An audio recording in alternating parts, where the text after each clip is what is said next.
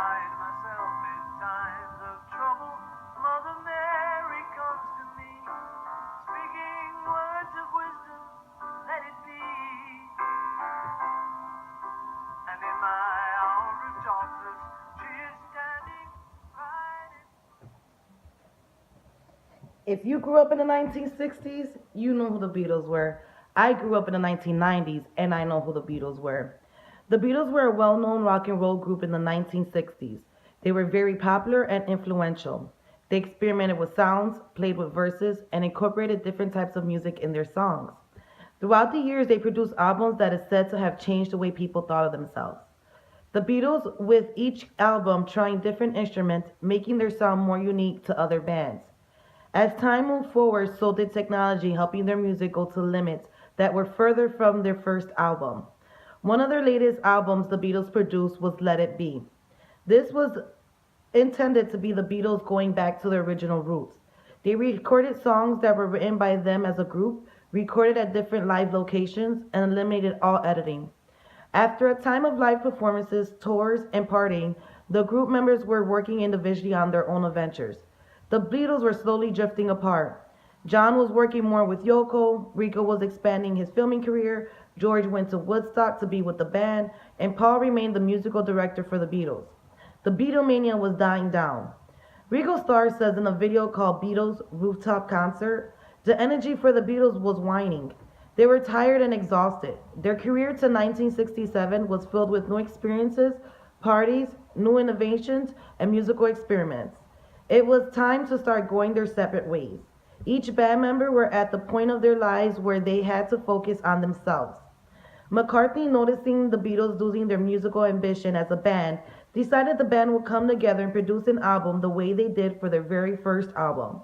That included all the band members coming together in one room and writing all the songs for their album together. This was significant part because throughout their career, majority of their songs were written by McCartney and Lennon. At this point, the songs that were being written was written by one individual person. When the Beatles decided to work on this album, it was agreed on that it would write each song on the album as a group. They were going to go back to the original style of music that made them who they were. With the Beatles writing their own songs that they were going to be performed by them, they were able to be more original. When a musician doesn't write their own songs, it makes the performance seem untrue. The Beatles wrote about what they knew, experienced in life, and what was going on during that time.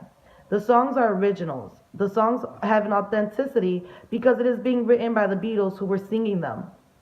Writing their own songs for this album was the first step to the Beatles going back to their roots. The other direction McCartney was aiming for in this album was to record these songs during live performances at different locations.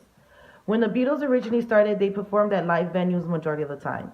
At those live performances, they would record their songs and perform them at the same time.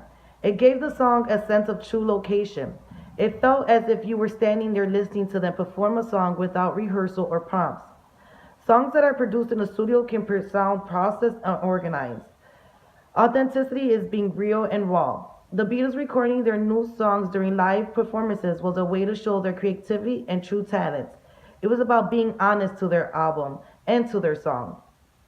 Once the songs were recorded, the Beatles decided to showcase their raw talents further. To be honest, they decided to do no editing or production.